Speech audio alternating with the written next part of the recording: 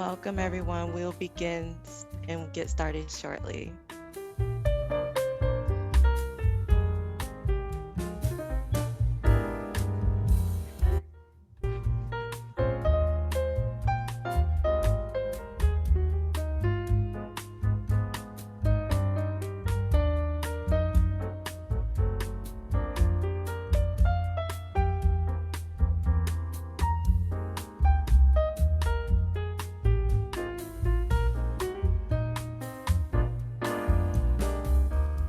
We have a question in the chat. Let us know what industry you are from today. So thank you so much for those who've already shared, but keep letting us know what industry you are from. Thank you.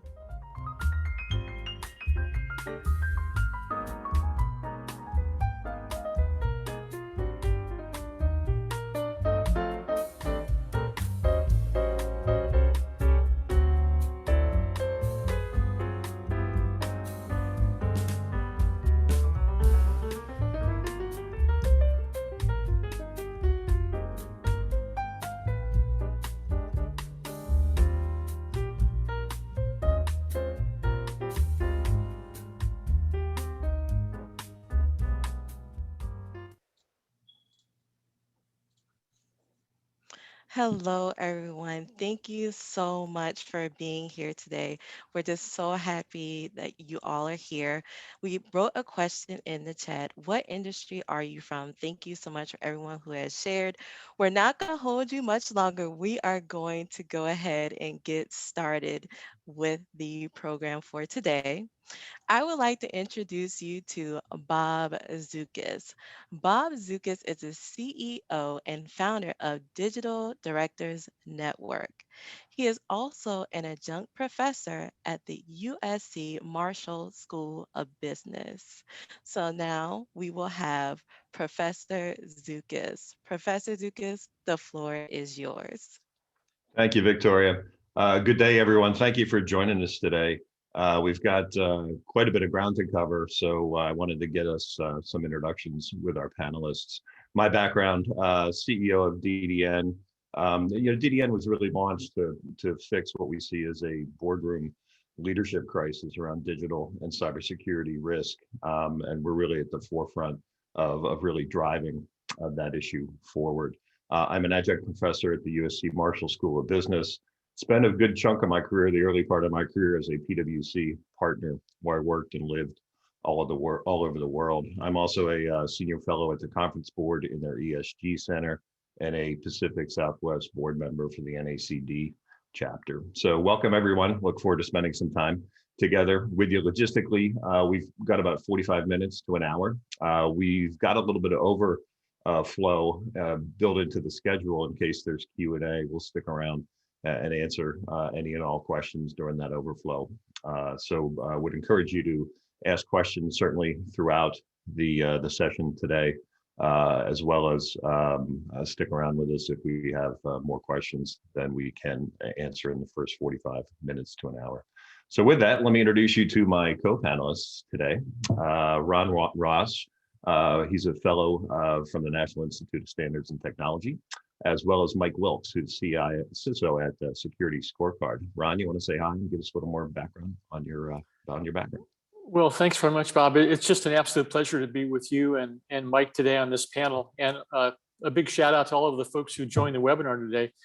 I'm particularly excited about this webinar because some of the things we're facing in federal cybersecurity and some of the issues today with complex systems and systemic risk for digital business systems in general, that's really what our work at NIST has been about for decades, is trying to help customers provide the appropriate protections for their systems. And of course, those systems today are a key part of every organization's mission and business operations. And so that's kind of where we're focused today. And the world is getting more complicated with the innovations and all the new technologies that we're seeing. And I think this whole notion of systemic risk that we're going to be talking about today is really at the heart of our future discussions and leadership, the things you're concerned about. I think this is absolutely the right place to discuss these issues today. Yeah, thanks, Ron. Mike? Yeah, hello and welcome, everyone. to the webinar. My name is Mike Wilkes. I'm the CISO at Security Scorecard. And in terms of a little bit of background about myself, I started out in infrastructure and have been working in InfoSec for about the last 5 or 6 years. Previous to Security Scorecard, I was the CISO for ASCAP, the American Society of Composers, Authors, and Publishers. And before that, I was the head of security at Marvel, where it was my job to keep Iron Man safe. I like to joke. Insert, uproarious laughter. Anyway, I have a lot of ideas to share and a little bit of insight into our platform as to how we manage our third-party risk and understand systemic risk and indicators and automating that. So I look forward to talking with my esteemed colleagues here and sharing, some of your questions and trying to answer them in the next hour. Yeah, thanks, Ron. Thanks, Mike. Great to have you guys here. This is really the first webinar that I've seen that's really trying to tackle these issues. And a shout out to the 3 organizations that are really at the tip of the spear of trying to solve these complex issues. And a special shout out to you guys, Mike, at Security Scorecard. Everyone that's on the live webinar today will receive in your thank you follow-up email tomorrow a link to download the PDF of The Great Reboot, Succeeding in a World of Catastrophic Risk and Opportunity. We wrote this during the middle of the pandemic last summer, and it released on June 1st. Thanking Security Scorecard for providing a complimentary copy, PDF copy to everybody after the event. So thank you, Mike, for that, and look for that email when we follow up tomorrow. So here's why we're here. We're all living through this shared experience of COVID, but what that's really about is the largest systemic failure we've ever experienced in our lives. And, it's the product of a lot of small points of failure that started in the healthcare system, and then they cascaded into economic systems, business systems, political systems, social systems. And so, the world we've built and the world that we occupy is a very complex place. That it's complex for a reason. It's not complex just because. It's complex because the world has to serve the needs and wants of almost 8 billion people now. So there's a concept in complex system science that the more detailed, the more specific the requirements get for a system, the more complex the system has to grow to fulfill those needs and wants. So our world isn't going to get any simpler. It's going to actually continue to get more complex, but we haven't really stopped to think about that complexity. We haven't really stopped to understand that complexity, and we haven't really stopped to really leverage that complexity to really deliver the value that these systems have the potential to deliver. And it's very much the man-made world as well as the natural world. These complex systems issues are embedded in human healthcare. They're embedded in planetary health.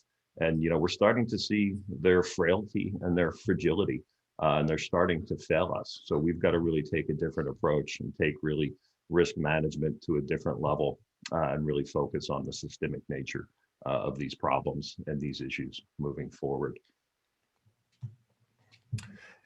And if you look at kind of the world at large, I think systemic risk is going to be a big buzzword that we're going to see this year.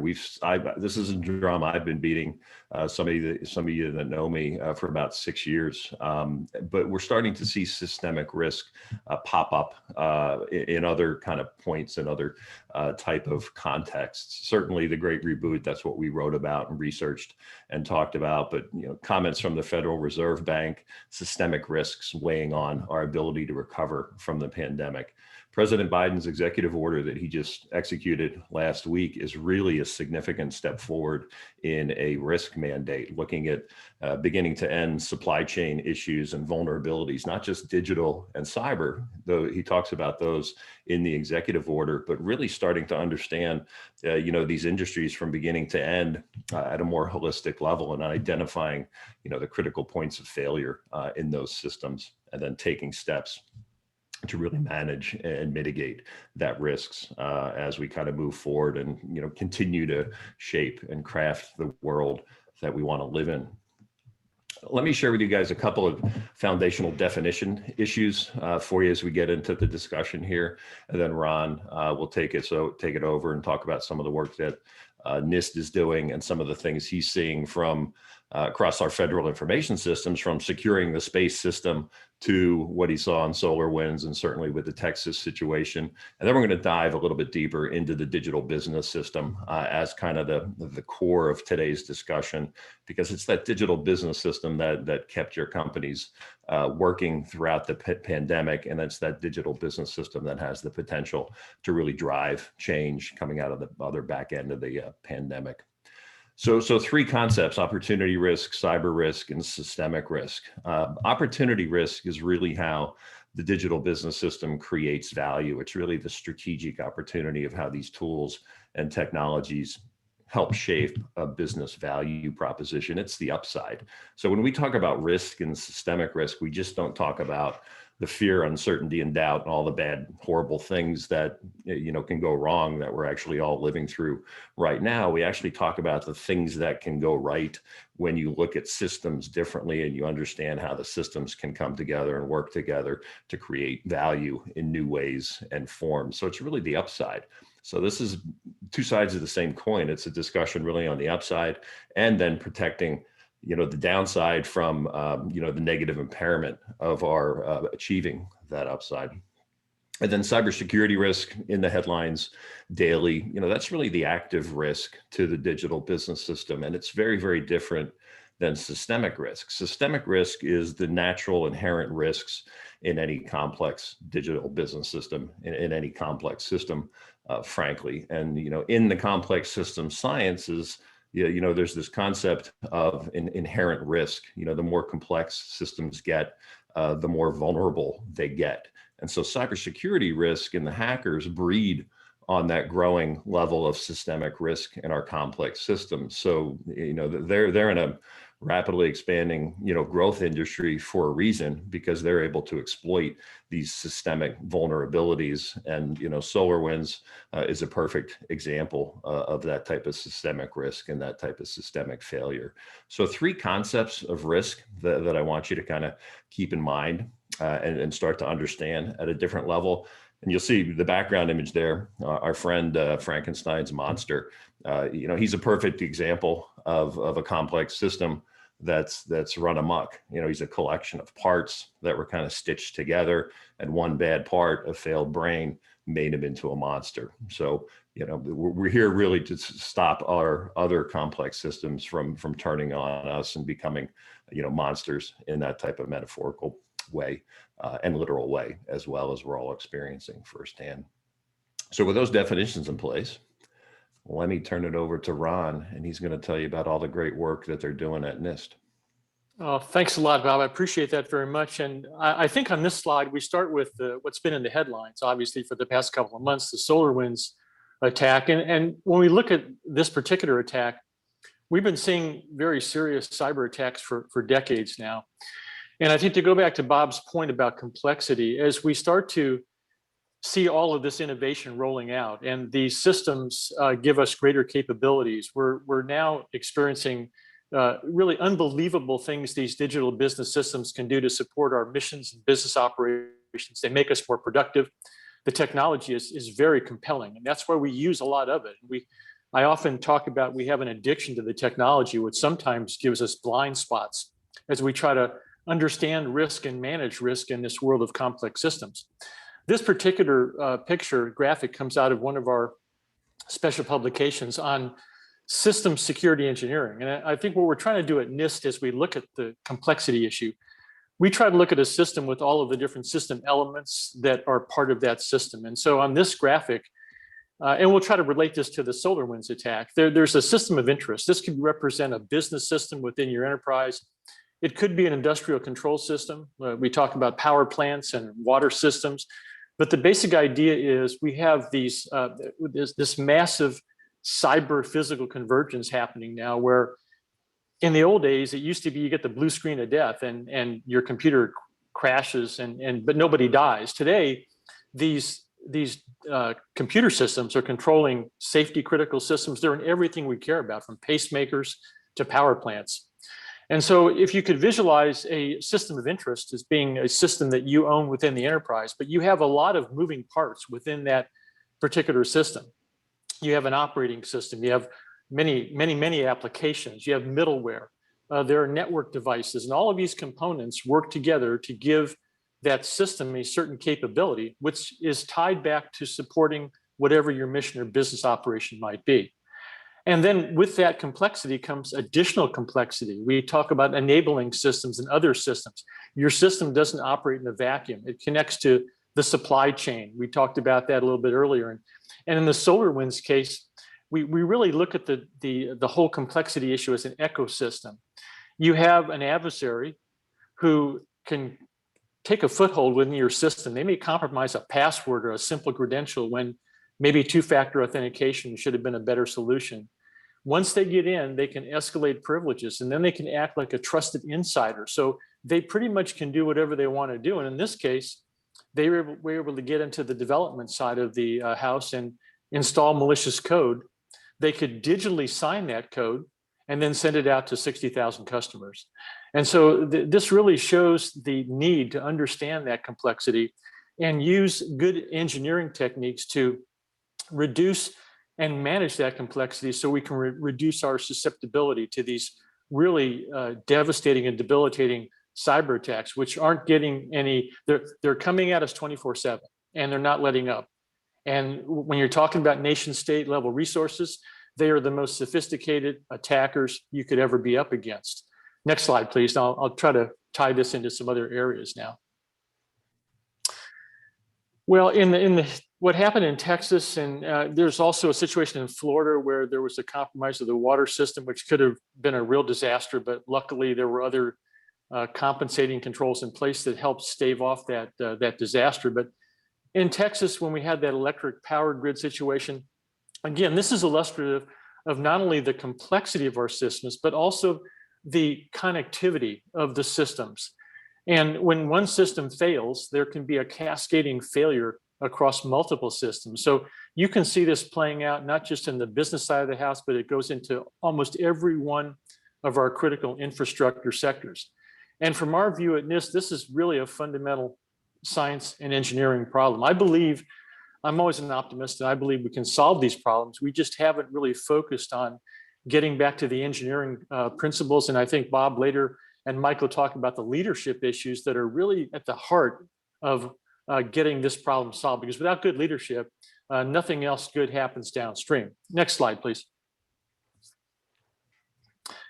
Very quickly, before I think Mike is going to take over the discussion here for a little bit on some other things we've been talking about, the power plant situation in some of our national labs.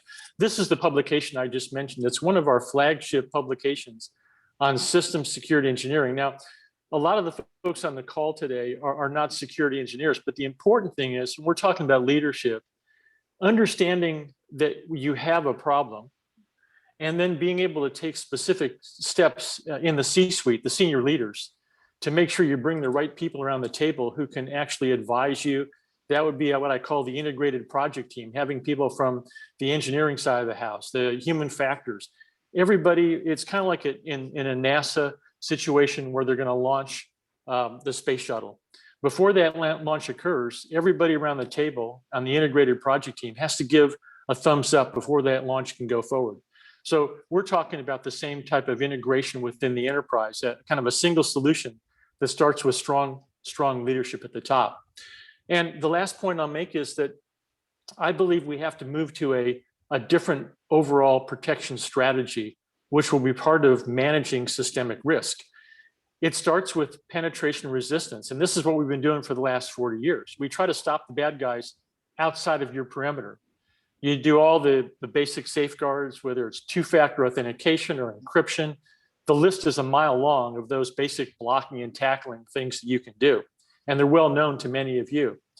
But we know from our empirical evidence over the last couple of decades that even when you do everything right on the basic blocking and tackling, sometimes the adversary is going to get into your system. And that leads us to this new multi-dimensional protection strategy. How can we limit the damage the adversaries can do once they get in? And we have many, many things in our technology and our tools and our techniques, whether it's using zero trust architectures or whether we're talking about virtualizing the system. So you limit the time the adversary has within the system or on target, or you make it very difficult for the adversary to move once they get in your system. You're basically trying to increase their work factor, making it so hard for them once they're inside your system that they basically give up, and you break the attack sequence right there. So all of that is described in our document 800-160, and I'm excited to be talking about some of these concepts and how they apply to systemic risk. And with that, I think I will pass it over to Mike. Yeah, Mike, let me pause you there, Mike. I just want to read out the results of the poll. We launched a poll while you were talking there, Ron. I wanted to get a sense of how many folks are familiar with special publication 800-160. So of the folks on the call, 44% yes, and 56% are not familiar with that publication. It's actually a really good read, and it'll go into significant depth on these things. So for those of you, the 56% that haven't picked it up, there will be a link in the you'll be able to download this presentation in the email that we're going to send you tomorrow, and there's links to additional reading in the final page of the presentation, and it'll take you straight here so you can download it. So I would encourage everybody to take a read on that. Yeah, actually I could comment on that.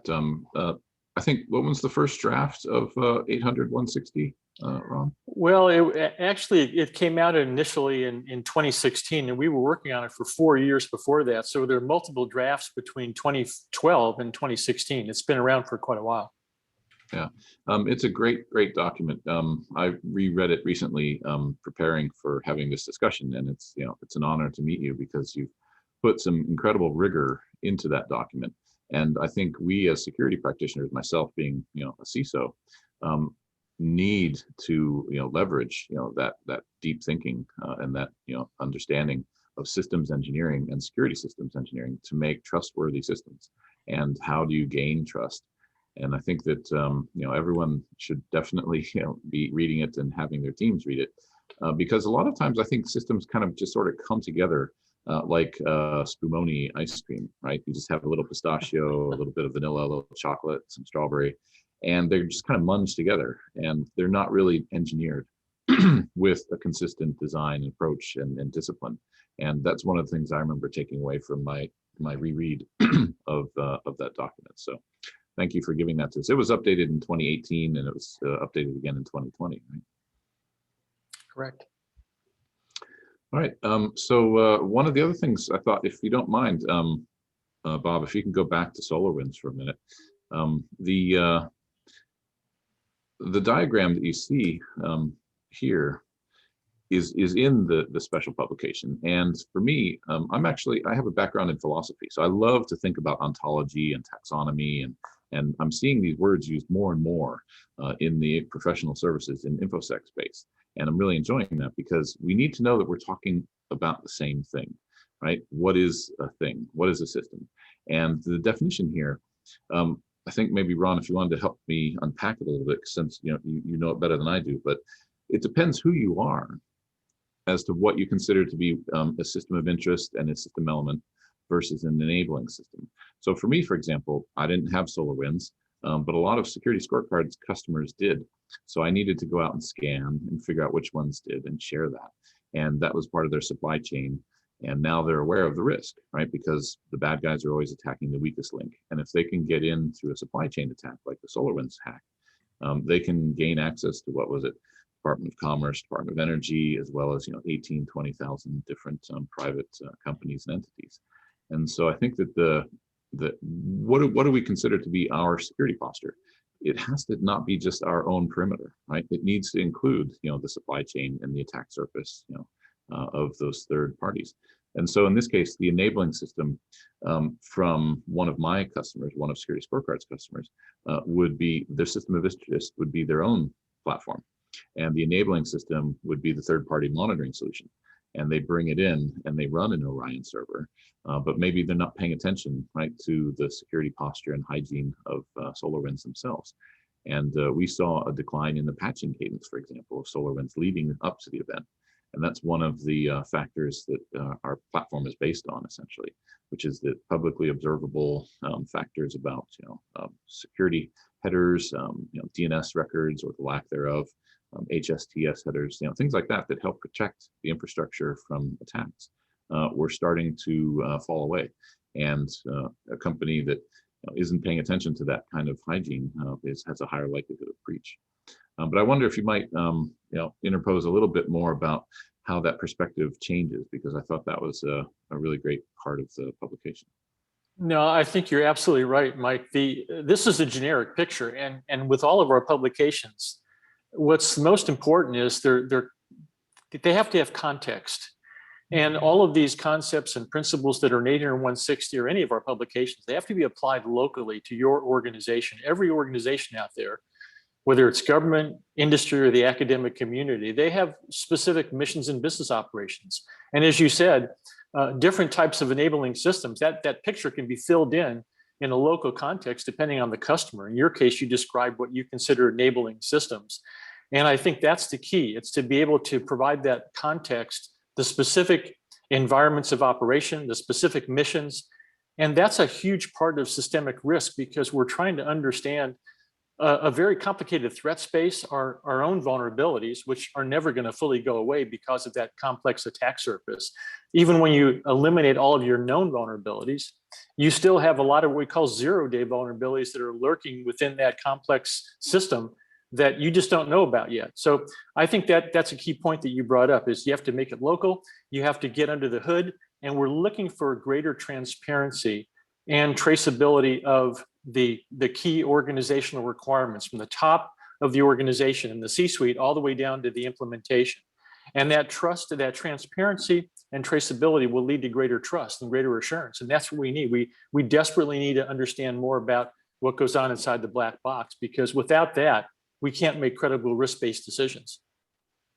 Yeah, guys, let me ask you a question. We've got a question through, and it's related to this conversation that you're having, in terms of where the security architecture begins and where it ends. And the question is, what recommendations do you have on limiting the complexity and cost of the security architecture? And the conversation we were just having is you really have to look at that security architecture well beyond your own boundaries. So how would you answer that question? What recommendations do you have on limiting the complexity and cost of security architecture?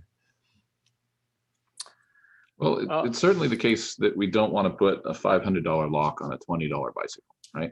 So you have to start with data classification. You don't need to put multi-factor auth and synchronous replication, in out of region, into an app that doesn't have anything more than public data, right? It's more the higher levels of data classification that you have to start wrapping more security architecture around, and that's also a business decision, right? It's not just about PII and payments, card industry, PCI data. There could be some business sensitive data that you want to put, those are your crown jewels, and you want to wrap a lot of complexity, and security architecture, defense in depth.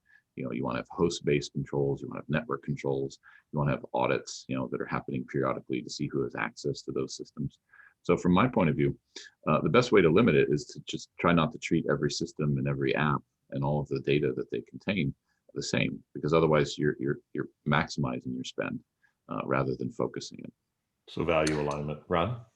Yeah, I would say that for me, I've never seen a good security program or security architecture that is separated from the larger concept of enterprise architecture. Enterprise architecture is where we actually can start to consolidate, standardize, and optimize. Those are the three buzzwords that are used with enterprise architecture. And it's tied directly to the governance and the mission business processes that the organization has to carry out.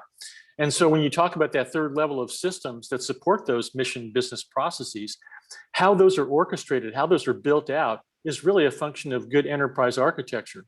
And of course, I think the security architecture has to be tied to that. And that's the part of the discussion where you can get to some of the fundamental things that we talk about in cybersecurity. Least functionality, least privilege. Those are two long-standing security principles. That means eliminating all the unnecessary applications, ports, protocol, services, components.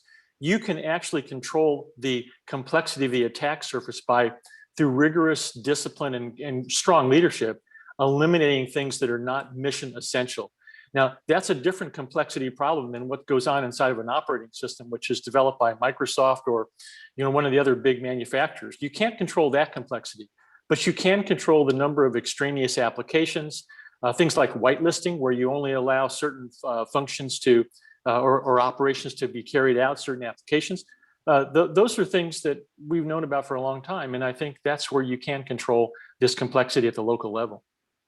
Yeah, well, one of the comments we always make when we're advising boards on this issue, and it's a common question actually, is foundationally we have to understand what's the value, what's the business value of what we're trying to protect, and how secure is it for what we're spending. Right. Back to Mike's comments, a $500 lock and a $20 bicycle, right? My security spend is going to be much different if I'm protecting the crown jewels than if I'm protecting a $20 bicycle. And we're in a situation now where I think we've done a bit of a disservice for ourselves in the security industry by talking too much about metrics that are not connected to the value, to the business value that those metrics are really protecting. And the closer we get to that issue, the closer we'll start to understand exactly what it's worth spending to protect the business value that we are protecting. And as we see more business value being derived through digital means, World Economic Forum data has 60% of global GDP going through complex systems. It's going to be worth spending a lot more to protect that value. And it's an insurance policy. When the value of what you're trying to protect goes up, the premiums go up.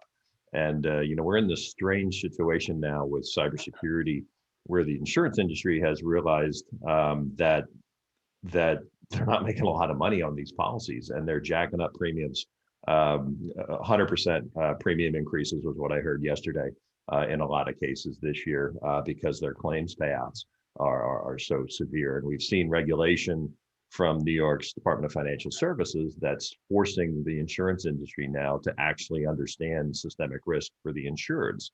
So, the underwriting process and what they're actually insuring needs greater transparency and understanding. So the moral hazard is, companies, I think, have thrown the risk transfer over to the insurance industry, and they haven't really taken the steps they need to take to actually reduce the systemic risk within their digital business systems. And now they're going to be forced to, because the risk transfer costs are going through the roof. So internal security architectures, internal security postures, I think will be a lot more effective at securing than risk transfer will be in the cyber. Hey, space. Bob, can I just make a brief comment on what you just said? I think from the federal government's perspective and also critical infrastructure, business value, you kind of have to extend that notion of business value and what insurance can cover in that regard. We have a lot of critical systems and critical missions that at the federal government level that there really is no necessarily business value, but we have an obligation to protect those systems on behalf of the American people. So that could be like the air traffic control system, a TSA and all the things that the American people use routinely. You can't really put a price tag on that. And critical infrastructure, you can't really insure against a power plant going dark in Texas. I mean, that's where people's lives are at risk. And so there are certain things that we do in this world of managing systemic risk that go beyond just what we would consider the private sector notion of business value or return on investment. And I just wanted to make that comment to show you how broad this problem really goes. Yeah, it's a great, and so you're forced to actually, because you can't transfer those risks, so you're forced to actually reduce the risk. And I think that's what we're at in business now. I think businesses are going to be forced to actually do the hard work of actually understanding this risk at a different level and actually reducing it. One of the things I wanted to add, though, was that the definition of a trustworthy system or the security of a system, I think, Ron, you use the words, it's an emergent property of a complex system. And what I found interesting to contrast the SolarWinds systemic risk and its failure with the ERCOT. I dialed into the board of directors meeting on February 9th. No, that was prior to the storm. I think it was on the 23rd or so. And just listened in because I wanted to hear them do the root cause analysis and talk about, what their choices were and how close they were to a catastrophic failure of the grid. The primary difference, though, is one of them was an unforced error. Right, ERCOT was, with the weather, and of course, a complex system that behaves in ways that not everyone fully understood, because there were these cascade effects, like you mentioned, where electric compressors were used to feed gas generation facilities. Those gas generation facilities could have produced electricity, but because of the cascade effect, even more capacity went offline. I think they went from 65 gigawatts down to 40 in the space of a few minutes. But with the SolarWinds, this was a forced error. as in there was an active malicious actor taking efforts, right? And when you have these complex systems, I mean, we think about them from hacking them in the pejorative and in the positive sense, right? Like a DIY, right? How do you hack something together? Everyone's trying to get a system to behave in a way that it wasn't intended. And that's sort of what we need to analyze and understand better, I think, because one of our risks that I believe is that there's sort of a cognitive bias that's going on that's keeping us from thinking about systemic risk and some of these fundamental assumptions that we're making about the too big to fail, right, in these types of aspects. And it's showing the fragility of the system, whether it's an unforced error or a forced error. Yeah, and the issue of forced or unforced, the implications and the ramifications are the same, regardless of whether it's forced or unforced. The ERCOT CEO was fired today. The first lawsuit on SolarWinds is targeted at the CEO and the CFO for their disclosure failures of their products' impact to their customers. So the litigation risk and the real impact risk, the real business or environmental risk, the impacts are the same regardless of whether it's forced or unforced. Yeah, I think also Mike brings up a good point about the notion of looking at systems security, or security as an emerging property of a system. I like to look at other disciplines over the years. I'm a huge fan of NASA and NASCAR for different reasons, but they have something in common. They both operate in high threat, high risk environments, and they use engineering to work through the process that Mike just described. They look at, in the case of a race car driver, they're driving 200 miles an hour around Talladega, and the driver is at risk, obviously. In the space situation with the shuttle and all the previous spacecraft we've sent up, it's hostile environment. And you have to engineer, not only looking at the threats that you know about, the current threats and the things you can describe, and the current vulnerabilities, and go through safety is a good example of how they engineer safety as an emergent property of the system. But beyond just the known threats, the system security engineers will go through a series of what if scenarios. They'll do the things that Mike just described. They'll say, what if this scenario takes place? How would the system react? What are the interactions of all the components, and how would that potential cascading effect potentially result in a catastrophic failure? And that's the thing, we've never really moved security into the same mindset as we have in safety, reliability engineering, fault tolerance. And that's really good news for everybody, because we have a lot of history of these very targeted disciplines that we can learn from. And that's what I'd like to see cybersecurity go long term. Yeah, great point, Mike. And that's, this whole space of complex system science, it isn't brand new. This is, there have been people working on this for years, not centuries, but as our world's become more complex and as they've studied, our planetary system, climate issues, as they've studied the human health system, and as we've kind of built increasingly complex mechanical systems, aerospace and defense, nuclear energy, they've kind of embedded some of these systemic thinking, leadership, cultural traits and issues to a much greater degree than most industries have, because they haven't had the same potential implications. So we are, in this domain, there is a lot to learn from, and there's a lot we can beg, borrow, and steal from to really improve, the resiliency around these issues in the digital business system for every company fairly quickly. So that's actually part of the silver lining, behind all of this as well. I think that was one of the terms that came out of the shuttle disaster in '86, right? Was a concept of a pre-mortem, and to think about, if this fails, when this fails, how will it fail, right? And then what will be left over from the mission, and can you still say that you succeeded despite the failure conditions that might obtain? But so that was the reason I wanted to back up to SolarWinds, was just to mention the contrast between the two. But if you'd want to move forward to the slide that I have for Sandia, I'd be happy to. Yeah, Micah, we just got a question. And how do you actually start to assess systemic risk and kind of monitor that? So perfect segue into Sandia. Take it away. Yeah. So before I talk about what's in front of you right now, I just wanted to mention the idea of this cognitive risk aspect, right? These are the behaviors, the intentions, the beliefs of attackers and defenders. And in the example of the shuttle disaster, there was a cognitive risk, I think, in launches ago, right? And everything had to happen, and they didn't want to wait another year, to launch for another April when the weather wasn't too cold. And yet there were 5 engineers. I think Bob Evers, I think or Ebeling was one of them, and he, definitely raised the red flag. So you have a well-designed system. NASA, like Ron said, is immaculately engineered, with redundancy and fault tolerance and visibility, and yet still this cognitive risk took over and management, decided to launch. And so I think that that's the kind of questions that we should be thinking about if we want to try to identify sources of systemic risk, just besides the complexity problem.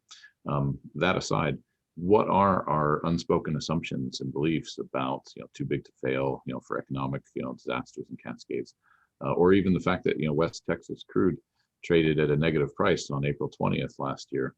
And you got $37.63 and a barrel of oil, right? That made a whole bunch of null pointer exceptions on spreadsheets across the world, and on exchanges and trading. But what I've got to share now real quick is the Sandia National Laboratory. So the Department of Energy has 17 national labs across different sectors and different areas. And Sandia is one of them that I was looking at recently because this is a 12-month history of their score on our platform. And so they're currently at an 85. Which isn't bad. But when you consider that they're responsible for aspects of the nuclear arsenal and the stockpile, you might be a little concerned that they've dropped from an A, to borderline B, C at this point. So what you see here are 10 factors on the left. And if you want to know which factor is actually drawing their score down gradually over time, Bob, if you advance to the next slide, you can see that it's actually application security that's the one that's really falling off. And it correlates to the minor rise that they have right at the end of February there. And so when people patch their servers and keep up with the system updates, this affects their overall risk factor. We've actually done a bunch of breach analysis with this type of outside-in scoring using open source intelligence. And we know for a fact that a company with a score of a C or lower is 6.6 times more likely to be breached. And so in my mind, Sandia is headed towards a breach event. And we would want to try to avoid that. And so we should work with every company and help them understand their visible risk. And this gets very deep into cyber risk factors and indicators. But if you look at the next slide, I ran a portfolio of all 17 labs. Sandia is actually right on with an 85, right? And some of the other labs like Ames is doing better. But other ones are doing worse, like Lawrence Livermore with a score of 73. And so this is a very objective, transparent engine that we've built that just uses, we scan the internet every month, and some IP address ranges for cloud service providers we scan every day or every week to help us understand this river of risk. I like to use a quote from the ancient Greek philosopher Heraclitus, who was also a historian. And he said something along the lines of, you can never step into the same river twice. And for me, I think this is a really great analogy because it's not, artificial intelligence and machine learning hype, right? It's ancient Greek, 554 BC philosophy. But the idea that it's a constantly changing thing. We need continuous monitoring. We need continuous observability. And we can't just send out a questionnaire once a year to your vendors and say, have you been breached in the last 12 months, right? You want to know when it happened and you want to automate, your awareness of this. And so that's one of the challenges I think that governance is faced with is how do you architect and from the top down bring a governance and principle to security awareness that takes into effect this idea of the river of risk, changing every day or every hour potentially. Yeah, Mike, let me kind of build on that a little bit of an observation. The something you said, that the river of risk concept and the real time aspect of this, and I think both you and Ron talked about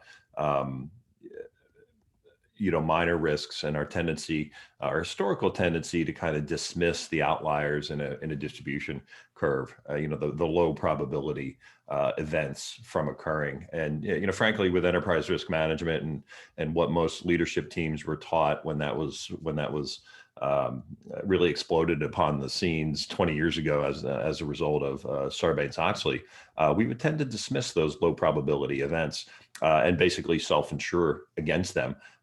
We don't have the luxury in a systemic environment because we have to understand how those low probability events could impact the larger system.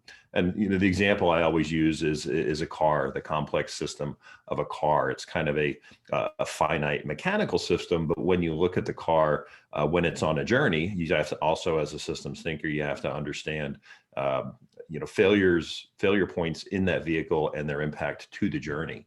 And here in Southern California, if you have a flat tire on the 405 in the middle of rush hour, you also have to think about that as a systems thinker in terms of impact to all the other travelers that you're impacting as well as a systems thinker. Now that mechanical failure point and the redundancy that's been built into the vehicle, the complex system of the vehicle, was very easily fixed. When cars were invented with a spare tire. And Ron, one of the points you made earlier on, a later invention or innovation in the tire is run flat tires. So the system doesn't come to a standstill. One of the concepts in Special Publication 800-160 is the system performance degrades, but it continues to function on a run flat tire. And so you can still continue to fulfill its mission and its business value. But we don't have the luxury of dismissing those outliers anymore as systems thinkers. We have to understand how they impact the larger system. One of the things you talk about, low impact or low probability events, the classic case that I like to refer to is, back in the 1960s, we built the nuclear triad, the bombers, the missiles, and the submarines. It was the most expensive investment the United States ever made to protect the country. And there was always an expectation that there was a very low probability we'd ever have to use, the nuclear forces. But we still did it because the value of the thing we were protecting was so great. The United States of America, our freedom, our way of life, that it didn't make any difference if the probability was 0.00001, we still did it. And it's those kind of things that organizations have to look at. It's the value of your critical assets, and how much you invest in protecting those assets is a function of what it means to lose those assets. And there could be a catastrophic occurrence for every company. Every mission or every business has their own critical assets that really are at the heart of the company. And so those are local decisions that everybody still makes today on a smaller scale, of course. Yeah, great points, Ron. I like that example as well. Let me share this with you. This is a framework that we've put in place that really helps business leaders and the boardroom understand that digital business system, the components within the digital business system. The acronym for this is the Director Framework. And every digital business system that companies function and design fulfills some particular business purpose, whether it's employee productivity, reaching a new market, as an e-commerce type of focus system, customer convenience, customer choice, customer service. Every digital business system is designed and built for some particular business purpose in mind. And so we kind of came up with this framework. And remember, frameworks are really just structured ways to think about complex problems. You're all probably used to Michael Porter's SWOT analysis, 5 forces. This is like this. This is a vehicle that we use for board members to help them understand that their IT environment isn't this singular thing. It's this connection of very complicated, complex parts that have to work together, like an orchestra, to really deliver the business value that it was designed to deliver. So we're having quite a bit of success in helping boards and helping leaders understand systemic risk through this type of model, through this type of framework across that digital business system. And you'll see cyber is just one component of that. And remember, cyber is one aspect of a systemic risk environment. And, all of these things need to work together all the time on a real-time basis for the business system to deliver the value that it was designed to build. Ron, Mike, any comments on that? No, I think that's a very good point. I think this gets back to, the whole notion of the ecosystem is a much larger construct than we're used to looking at. We deal with cybersecurity risks all the time. It's a fairly narrow band of overall systemic risk, but even now in the world of cybersecurity, we're learning that the ecosystem with our supply chain and adversaries trying to steal intellectual property from our great companies that spend a tremendous amount of money on research and development. And that intellectual property can fly out the back into that system in a nanosecond. And then the adversaries take advantage of that. And so, buying up companies that produce the intellectual property, we have to think, I think, in larger terms of what traditionally systemic risk has been and how that whole view has changed now with this very complicated world that we're facing. Yeah, exactly. Yeah. One thing Mike, I wanted to add, it's kind of the ERCOT example. If you look at how the power grid, the meter reader from the power company used to come out and look at the number on your electric meter once or twice a year. And that was disrupted by smart meters, which are giving now 5-minute time series data. And we're doing peak load shaving and demand management of the grid, where every household potentially has a solar panel on the roof and a Tesla power wall in the basement, and they're selling the power back onto the grid during peak hours. And that same kind of disruption, I think, is headed towards third-party risk as well. You can't do it once a year or twice a year. You need to have this continuous monitoring and continuous awareness aspect. And that's, I think, where automation and scale makes it difficult, but not impossible to gauge like that river of risk that Heraclitus was discussing, or at least I'm making him discuss by bringing it up. But, yeah, I don't have a Heraclitus quote to share, but I do have a couple of quotes from other kind of influential type of folks and regulators and enforcers, and they're starting to pay attention to this. It's interesting that seems to be a domain where the regulatory and the enforcement bodies seem to be a little bit ahead of most companies and certainly most boards in understanding these issues. But when you have the Delaware Chief Justice, you make this kind of a comment, make this kind of a statement. He's basically, setting the bar. He's basically laying down the gauntlet in terms of how he tends to hold corporate boards accountable to understanding these issues. You'll see what's happening with CISA and the systemic cyber risk reduction venture that they just recently launched. And there's the DFS cyber insurance risk framework that they just rolled out to put some guidelines in place for the insurance industry to actually understand the risks that they're underwriting for their insureds. So that last one's an interesting change, because I think it's going to significantly change how the insurers do all their pre-risk assessments, their pre-policy work, certainly the terms and conditions of the policy, the pricing of the policy, and also their pre-loss prevention activities. So you're going to see your cyber insurers take an entirely different approach to their underwriting process as a result of that guidance. Because frankly, I think they've been fairly fat and happy collecting checks. And if you look at the process that you go through to put cyber insurance in place, I don't think it goes nearly far enough to understand the real level. It's crazy. I mean, we're starting to see this happen now with insurers. Can you imagine going into a doctor's appointment where they didn't weigh you, check your height, and check your pulse? And yet they're issuing cyber insurance policies with no data. Right? No kind of basic BMI calculation, right? Are you obese, in a security sense? And so we've actually seen a lot of uptick from the insurers to use our ratings platform to estimate an aspect of the insurance risk, and the likelihood of breach in a ransomware event. Obviously, a lot of the insurers put in clauses saying if a nation state was involved, they don't have to pay out.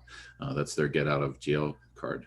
But certainly what you're talking about with insurance, having to up their game and to understand risk better, and not just look at financial risk and Fitch and Moody's and other types of financial indicators. Cyber ratings is now, in my mind, going to be more important than your financial health. And CISA recognized that cyber ratings are a necessary part of any system of analysis going forward. So we were very pleased with that recent blog post that they had. Yeah, let me kind of segue over to kind of that cognitive risk point that you had brought up, Mike, a little bit earlier. Let me share with you guys, the typical anatomy of a systemic failure. And, we're all living through this with COVID. We lived through it with the financial markets meltdown in 2008, certainly the Challenger, Daiichi Fukushima. We've seen these before, but what's happening now is the systemic failures are getting bigger, more pervasive, longer, and more impactful in terms of their negative impact. This is what happens typically whenever a complex system starts to fail, and this is how COVID played out. And it's instructional because it really pinpoints, I think, a critical point of failure that we commonly see when we go back and do the diagnostic around the failure. So as the system starts to fail, as it did in the healthcare system, panic starts to sit in, fear, leadership, and reaction starts to take over. Then you start this whole blame game, analysis game. And, as the panic takes over and leadership, that back to that cognitive risk point that Mike made, when leaders don't understand systemic risk, they have two reactions when the system starts to fail. You can either ignore the risk and let's take our chances, or you can shut the system down. Those are the only two ways you have as a leader when you don't understand systemic risk and the other mechanisms you should have put in place or you potentially have at your disposal to deal with a complex system as it starts to fail. You either ignore it and let it play out, or you shut the system down. We saw both approaches taken certainly with COVID, and we saw a shutdown take place in Texas with the energy grid, and we also see shutdowns take place here in California with PG&E when the fires start to threaten the grid. We just shut down the grid because the electric company PG&E can't predict their loss. They can't predict their liabilities, so they'd rather just shut it down and hold the power back so that they don't incur any liabilities. And then we start this blame analysis game, and then we actually fix it. We're actually pretty good at, in hindsight, going in and fixing the system at that particular point in time, but we don't really bring in a mindset of, how do we make the system more resilient? How do we engineer systemic resiliency into the system? How do we take some of the concepts that Ron has talked about and really build a master plan around all the systemic frailties that we have in these complex systems? And that's the opportunity that we have now, certainly with COVID and every other complex system, including your business system and the digital business system that powers it. We have a chance to kind of reframe this issue and really rebuild and reboot, the world in a very different fashion. And it's only going to happen with the right leadership and systems thinking at that kind of leadership level. And I'm going to pop up another poll here for you guys. And it's really around, your markets. So we're seeing economic recession, depression, massive unemployment, changes in behavior, changes in habits, changes in values as a result of COVID and its far-reaching cascading impacts. And so what that's doing is it's shifting markets. It's certainly been a shock to every market, but it's also shifting markets. So shocks are temporary and we go back to, the market the way it was designed and built and functioned. And a shift is a permanent shift. We've totally altered the market and we've got to figure out what that new value proposition is. And all these social, technological, economic, environmental, those 8 forces tend to converge, and they are converging right now to really drive systemic change. That's the other silver lining in this. When systems fail, we have an opportunity to drive systemic change throughout the system.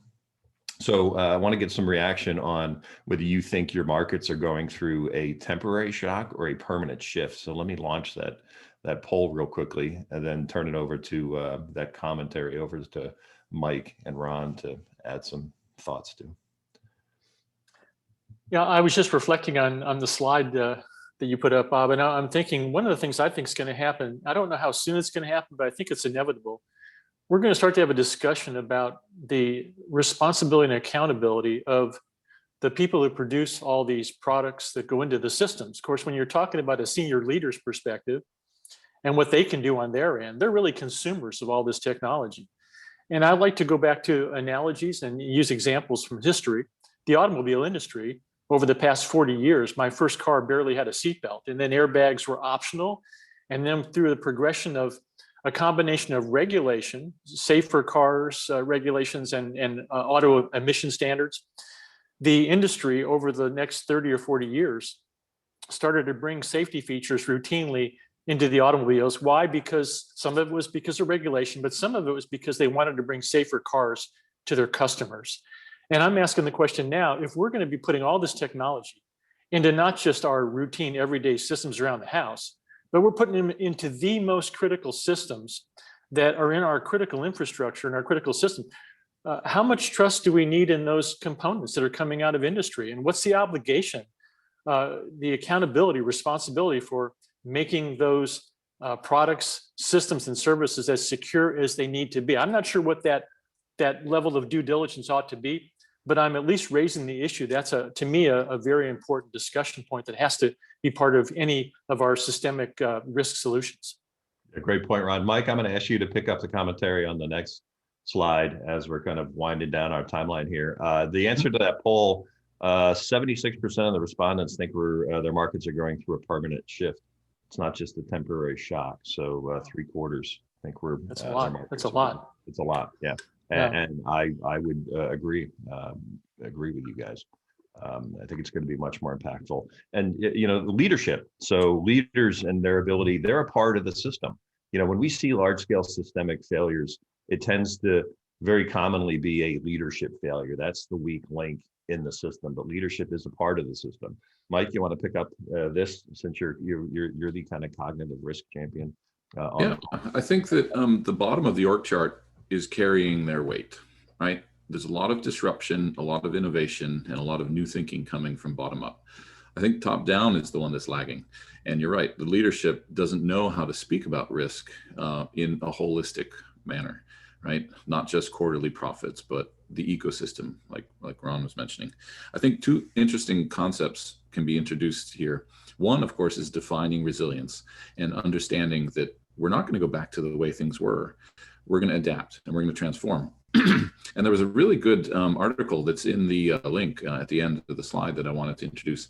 There was a concept of security chaos engineering that was a book or a report, I guess, that Kelly Shortridge and Aaron Reinhart co-authored recently, which I think is very innovative thinking in this area to help us understand, how we can sort of understand these complex systems better, treat them like a chaotic system that we don't fully understand and control because we didn't author it, we didn't engineer it, in the proper sense.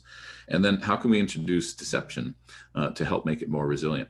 So if we add, 50, decoys to our infrastructure, you're reducing your attack surface. And so I think those are some of the innovative areas where leadership can help us by disrupting from the top down, and not just waiting for the good, smart boots on the ground engineers to come up with clever new ways of building resilient and trustworthy systems. Excellent. We're at the top of the hour. We've got a question here, so we're going to go over into overtime, but I want to thank everybody. Please stick around if you want to go into overtime with us for some more Q&A.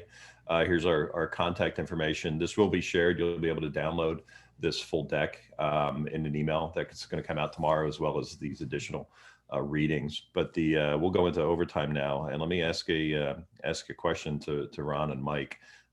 Here's what came through. Even if we know that we have to prepare for systemic risk management, but the firms will not invest in it if they do not see the ROI, what do you think? How do we get back to that kind of value ROI conversation? Ron, you want to take that one?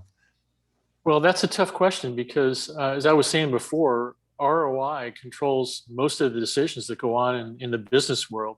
I think that's still obviously a legitimate part of the decision-making process, but I would go back and say, again, thinking about some of the larger issues that we talk about with critical infrastructure, about 90% of our critical infrastructure is owned and operated by private sector organizations. So this is something where you just can't say, what's my return on investment? It's what are the societal implications of if my particular system goes down? What's the cascading effect? What's the impact on people who depend upon my system for whatever the critical mission might be? So I think that there's a societal responsibility component to what we're talking about here that goes even beyond what we're talking about with the general systemic risk. And I think our part at NIST to kind of wrap up is, we're scientists and engineers, and my job at NIST is to make sure that we bring the best practices to our customers through the world of engineering and science that they can apply. Their job is to understand what we've done and how they can apply it within their specific environments of operation and their mission context. And I think hopefully we'll be having this discussion 5 years from now. It'll be a more positive view of looking back in that rearview mirror. And I am optimistic about our future. Mike, you want to take that question? Yeah, I think I want to wrap it into one of the Q&A questions, which was, that question about ROI. I typed out a quick little answer, but basically ESG made its way into the boardroom, and suddenly you have a committee, right? And you talk about, governance, and you talk about sustainable development and investment, in, green technologies. I think the same tactic could be taken potentially, where we think of cyber risk as not just the CISO's responsibility. We just think of risk and risk management, as the entire organization. And how do we get that to become, what are the 3 R's, right? Reduce, reuse, recycle, right? That was the mantra that got people to change their habits, change their way of thinking. We need some gestalt shift as well, like that, for security, where we just don't think that it's, like I said, the InfoSec's job. Just because we have the word in our title doesn't mean it's not everyone's responsibility in the company to think about security, and not just cyber risk, but like I said, cognitive, operational risk, physical risk. And so if we expand, like, I think my job is actually transitioning away from being a technology evangelist to being a risk evangelist, and to start to understand that I need to participate in that larger definition of risk, and not just my own backyard. Yeah, keep that thought going, Ron. What's your kind of final point, and then I'll wrap us up and throw my final comment out there, and we'll close it out for everybody. Thank you guys for joining us. Ron, what's your final thought? Well, I think I just want to thank everybody for joining the webinar today. I think these kind of discussions are crucial. Understanding the breadth and depth of this problem space is really job number one. I think reasonable people looking at this problem and the tools and techniques and things we have available, I think we have the people to make these good credible risk-based decisions going forward. I'm an optimist. I always reach out to everybody, say, if you have any questions about the specific things in cybersecurity that we can help you with, we work for you, and you're our customers, and please reach out. And if we can help you understand your cybersecurity component of your systemic risk, that's what our job is. We're here to help you. And again, I want to thank you, Bob, for having me on the webinar today. And it's been a pleasure and an honor to be part of this today. Yeah, thank you, Ron, and thank you, Mike. And you guys are a perfect example of my final thoughts. This is a leadership moment. We need leaders to understand, the complex world, the complex systems that we've built, and they need to be much more engaged at building resiliency in them. So we need a lot more leaders like the folks on the call today, as well as folks like you, Ron, and you, Mike. There's a lot of people that we can start to learn from here. And we need to, and we should. This is an issue of national security, and it's an initial issue of competitiveness of American business. Yes, absolutely. So and historically, leadership has been the weak link here. If we fix the leadership problem, I think it'll go a long way towards fixing this problem in the shorter term rather than the longer term. And as before events happen, not after their impact, and because the impacts are getting more catastrophic, we can't wait. So with that, I would be more of an optimist. One more quick comment. Final thoughts. I know I would be much more of an optimist if more people read Ron's publications and took them to heart. Appreciate that. So Your first excellent takeaway. knowledge. Go read NIST 800-160. Read 171. 171 is amazing. It talks about deception and having a proactive approach to depriving your enemies of time and treasure, and keeping them busy with a quicksand kind of software-defined network, where they keep getting slower and slower response times, so you can figure out what they're up to. Anyway, brilliant stuff out there, and so thank you. I really appreciate the chance to be a part of this discussion today. So we'll leave you with that homework assignment. Thank you guys for joining us. Look for your email tomorrow, and you'll see the link to the PDF for the Great Reboot, that download, as well as the download for this presentation. So thank you for joining us, and have a great day. Thank you, Ron. Thank you, Mike. Thanks, Thank you. Bob.